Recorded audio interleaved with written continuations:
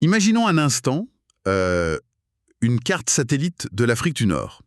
On visualise très bien l'immensité du Sahara. Oui, cette grande mer de sable ocre et jaune. Exactement, un endroit où la chaleur est vraiment écrasante et où la végétation semble presque être une anomalie. C'est le moins qu'on puisse dire, ouais. Et honnêtement, au beau milieu de ce paysage aride, imaginons l'apparition soudaine, presque irréelle, de 36 000 hectares d'un vert éclatant. 36 000 hectares. Ouais, 36 000 hectares. Des champs de blé et de légumineuses luxurieux qui s'étendent à perte de vue. Ah oui, sur le paquet, ça ressemble vraiment à un mirage de science-fiction. Totalement. Mais aujourd'hui, on va se plonger dans une analyse qui affirme que ce scénario n'est pas seulement bien réel, mais qu'il constitue carrément l'arme géopolitique principale en train de redessiner totalement la carte des pouvoirs en Europe et en Méditerranée. Et c'est une image de déport parfaite pour notre exploration. Parce que derrière ces champs de blé en plein désert se cache une mécanique diplomatique hyper complexe.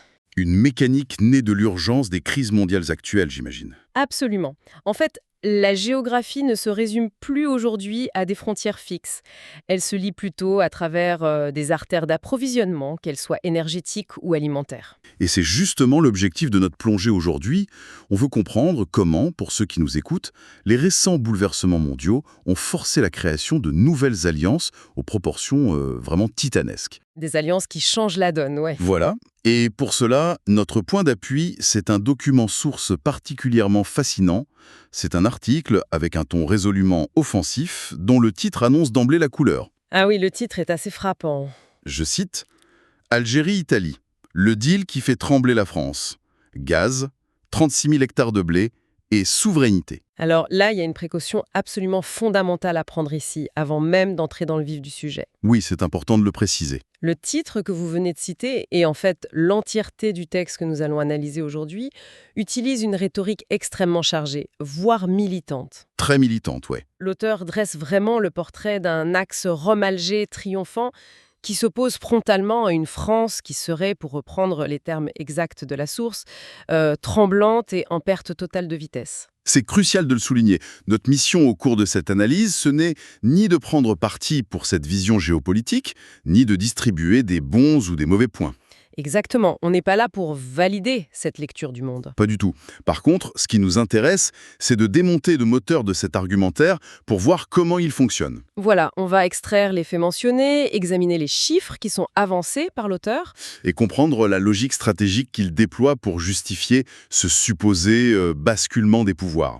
En gros, on analyse la mécanique, on l'endosse pas. Et c'est de loin la meilleure approche. L'intérêt de ce texte, il réside vraiment dans la manière dont il perçoit et conceptualise une restructuration régionale massive. Une nouvelle façon de voir la région. C'est ça, le document nous offre une fenêtre sur la façon dont les ressources naturelles peuvent être réinterprétées comme des armes diplomatiques absolues. Tout en nous permettant, bien sûr, de garder notre distance critique face à ce vocabulaire très polarisé. Bon, décortiquons tout ça. Pour comprendre l'ampleur de ce qui se joue, la source nous ramène d'abord à un événement précis. Un événement catalyseur pour tout le récit, oui. Exactement, la visite officielle de la présidente du Conseil italien, Giorgia Meloni, en Algérie. Et le texte s'attarde sur un détail chronologique qui pèse lourd. C'est déjà sa deuxième visite en moins de 4 ans. Ce qui n'est pas rien, ce rythme n'a vraiment rien de fortuit. En diplomatie, la fréquence des rencontres sommets, c'est un indicateur très clair des priorités d'un État. Ça envoie un message fort. Absolument. L'article insiste sur le fait que cette cadence fait de l'Algérie et de très loin la première destination bilatérale de l'Italie en Afrique du Nord. Donc on n'est pas juste sur de la courtoisie. Pas du tout. L'argumentaire ne décrit pas de simples visites protocolaires, les déclarations conjointes avec le président algérien Abdelmadjid Tebboune évoquent la construction d'un véritable bouclier commun. Une souveraineté partagée, comme dit le texte. Exactement. Et selon le document, cette forteresse repose sur un socle initial incontournable, à savoir l'énergie. Ce qui est d'une logique implacable au final. Quand on veut comprendre l'Europe d'aujourd'hui, il faut regarder ce qui chauffe les foyers et ce qui fait tourner l'industrie. Surtout avec les crises récentes. Ouais, les pénuries d'approvisionnement ont été le grand traumatisme européen de ces dernières années. Or, la source décrit une relation énergétique qui va bien au-delà du schéma classique, du client et du fournisseur. Ah oui, on est sur une toute autre dynamique. On nous parle d'explorations offshore en mer Méditerranée qui sont menées de front, main dans la main, par deux géants industriels, l'italien Eni et l'algérien Sonatrach. Et ce qui est fascinant ici, c'est l'évolution de la nature même de ces contrats. Comment ça ?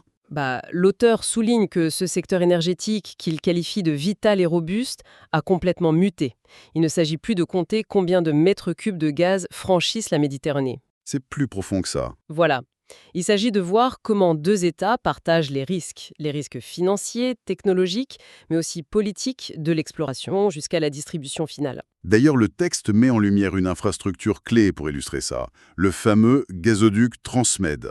Un gazoduc qui a été, de manière très symbolique, rebaptisé le gazoduc Mattei. Un changement de nom qui est loin d'être anodin. C'est net. Et ce rebaptême n'est pas qu'une question de relations publiques.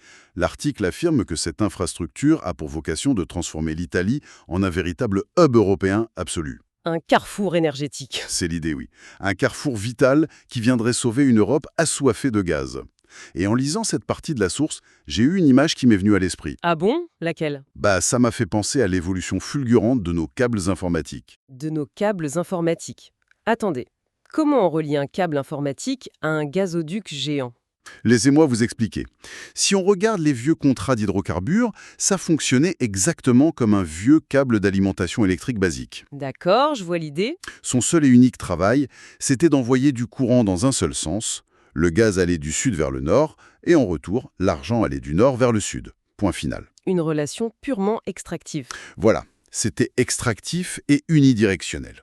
Mais ce fameux gazoduc Mattei, tel que le décrit la rhétorique de notre source, ce n'est plus du tout ce vieux câble.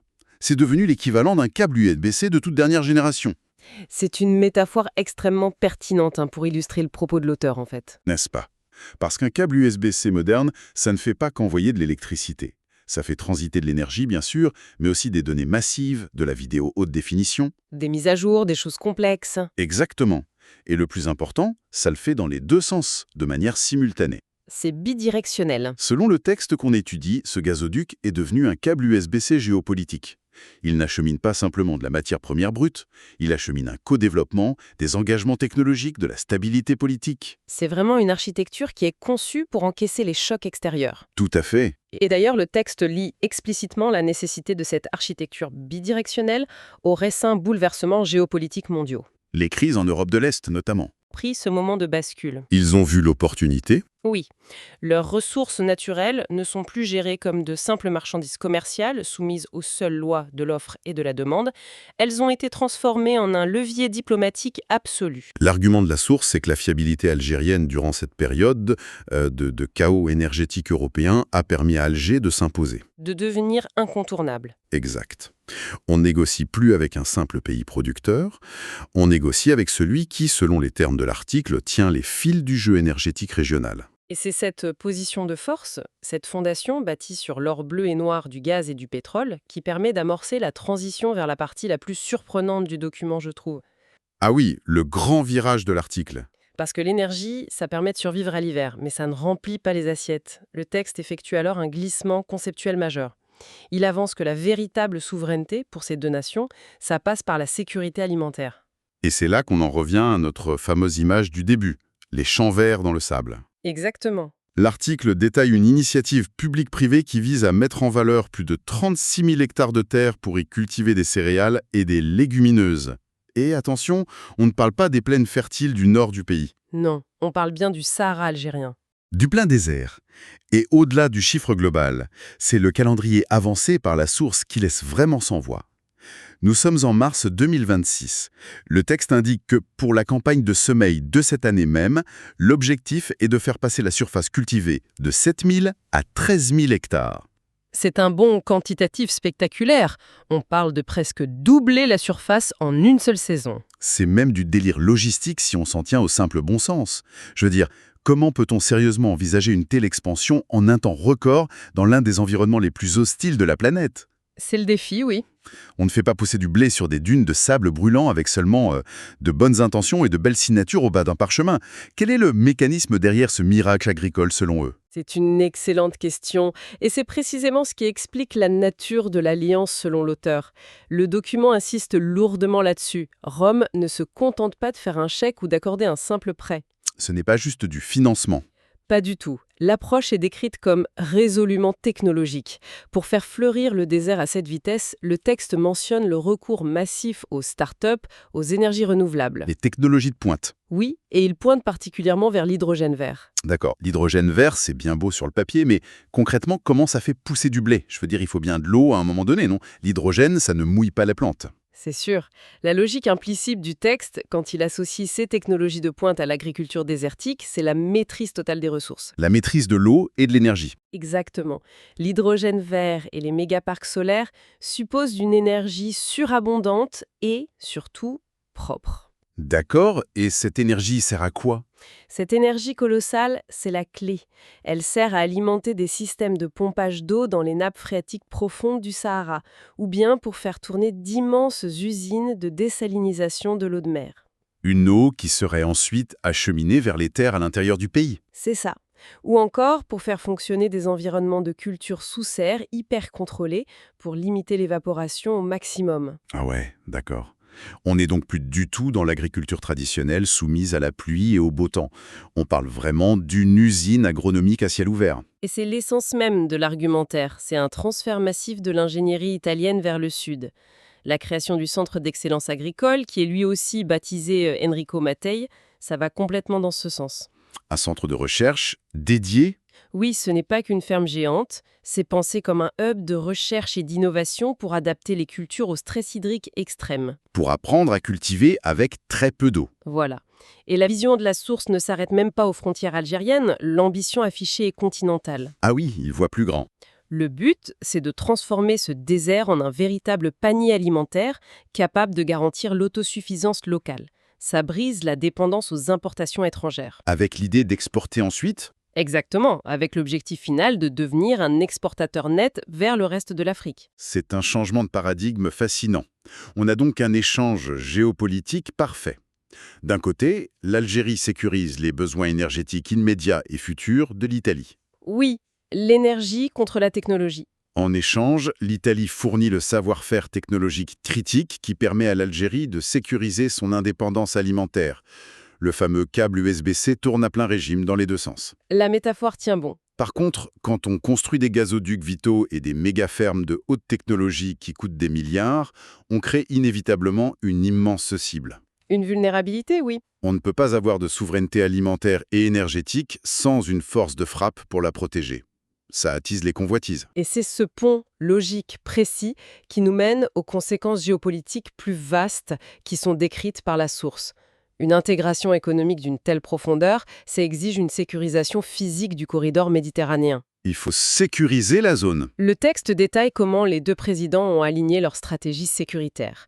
L'objectif est de lutter conjointement contre l'immigration clandestine, les réseaux de traite humaine, le terrorisme et la criminalité transfrontalière. L'idée, c'est de pacifier la zone pour sécuriser ces investissements massifs. Tout à fait. C'est là que ça devient vraiment intéressant.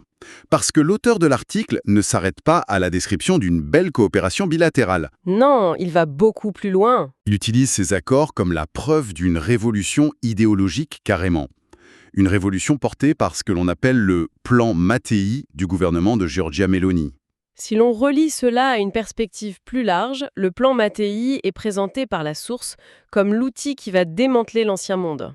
Démanteler l'ancien monde, rien que ça. L'auteur utilise des mots très durs. Il affirme que l'objectif est de rompre définitivement avec, je cite, « la mentalité coloniale ancienne ». Ah ouais, la formule est forte. Quand on lit cette expression « mentalité coloniale ancienne », on comprend bien que la source désigne un modèle économique très spécifique. Lequel, selon vous ? C'est le vieux schéma dont on parlait tout à l'heure avec le câble électrique, le Nord qui vient extraire la ressource brute au Sud à bas coût sans s'investir dans le développement local et qui repart aussitôt avec la valeur ajoutée. C'est tout à fait ça.